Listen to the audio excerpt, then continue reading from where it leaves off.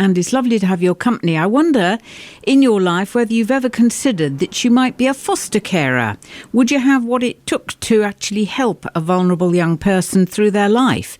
Well, they're still wanting foster carers, despite, not everything stops for this virus, and there are lots of children out there who need good carers. So it's an ideal moment for me to talk to Sarah Rockett, who's the Recruitment Director at Blue Sky Fostering. Are you keeping well? I am keeping very well, thankfully. Good. Okay, well now, Blue Sky Fostering goes on throughout this outbreak. You still desperately need carers, don't you? Yep, yes we do, and you're right. Just because there's the current pandemic doesn't mean that we stop looking for foster carers for all those young people out there. So yeah, we've been busy still receiving in inquiries and following our process as much as possible, really, just using technology. Right, so they're, what age are these young people? So the main age of the young people that come to Blue Sky are anywhere between 8 and 16 and 18. Mm-hmm. And can you, obviously without giving cases out, but can you tell us of the kind of families we're talking about where, a child does need some help for a while? Yeah, there is a huge raft of need out there. Sadly, many families struggle generally with mental health problems or drug abuse, domestic abuse.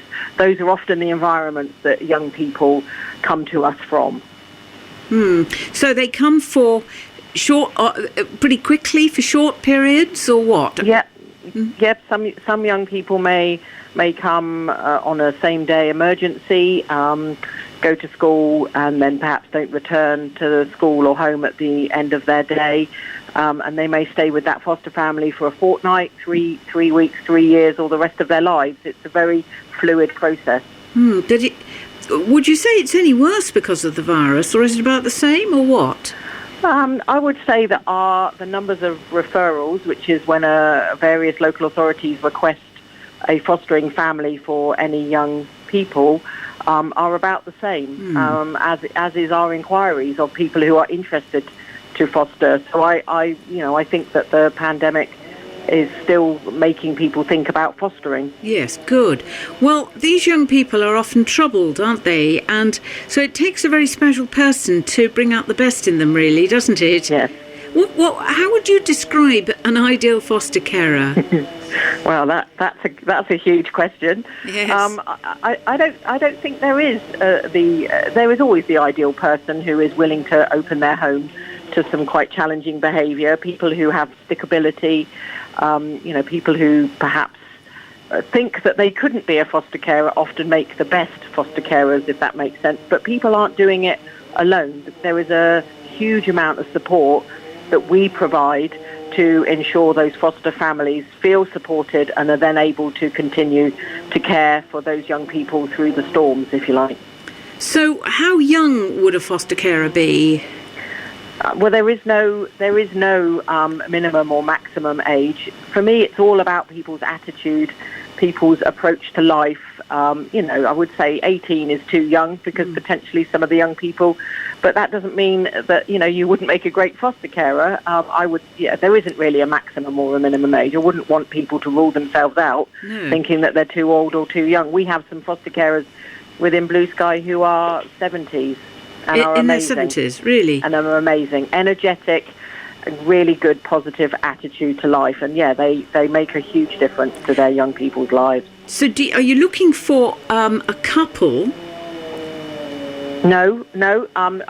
It really doesn't matter. You can be single, you can be in a couple, you can be gay, straight, divorced. There is no strict criteria around who can foster. As long as you have a spare room and nothing too dodgy in your past, then we will consider you.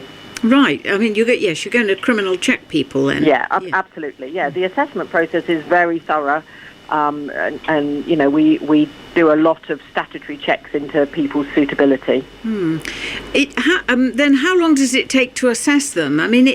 You're looking for a really wonderful person who's rounded in every sense, who's seen a bit of life, who's not going to peg out just when the child throws a wobbly, Yes, yeah. So the assessment process takes anywhere between 6 to 8 months. And, lots of people think that they can't be a foster carer, but, we don't expect the finished article. It's all about that attitude of people, their willingness to kind of open up their lives and themselves, really, to the idea of fostering. And then the training and the support that we provide is often what brings about those positive outcomes. Right. And they get paid for this? Yes, yeah. Does that terrible subject, money, but the fact is you can't expect people to do it for nothing, obviously. I mean, what kind of money are we talking about? Well, you're right, the money chat. But yeah, we ask that people give up work to become a foster carer so that they are able to ensure that young person in their life is completely at the centre of their life. So, depending on the type of fostering you do, the money is good for taking care of some of those very challenging young people. We do expect a lot from people. It's 24 hours a day, 7 days a week. So if you're purely money motivated, then no, that isn't going to work. But we have to be grown up about it and talk about the money because we are expecting a lot from people. Yeah, and then children, they move on, these young people, or go back to their families?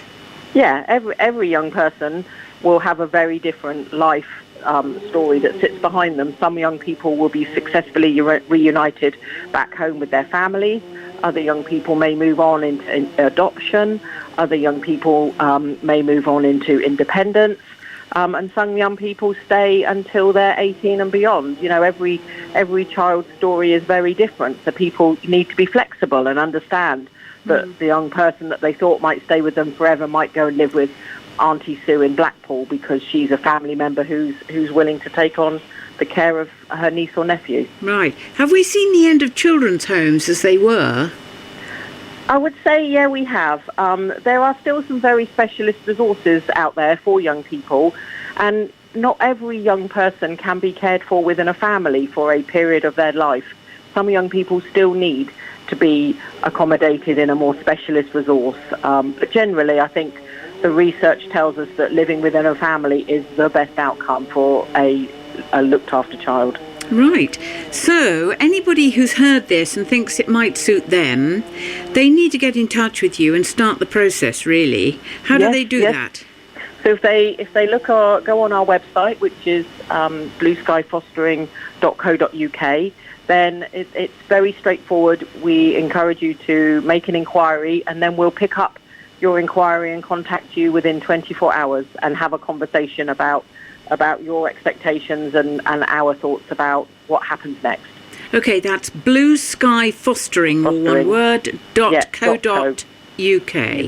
All right, and Sarah, thank you very much for explaining it so well. There's a lot of people, life is changing so much in the next few years. I think it's going to change. I think people who did one thing for a living may, for various reasons, not do it anymore. But, this just might have rung a bell with someone listening to this. Absolutely. It touches many lives. I hope good things happen for lots of children. That's the main thing.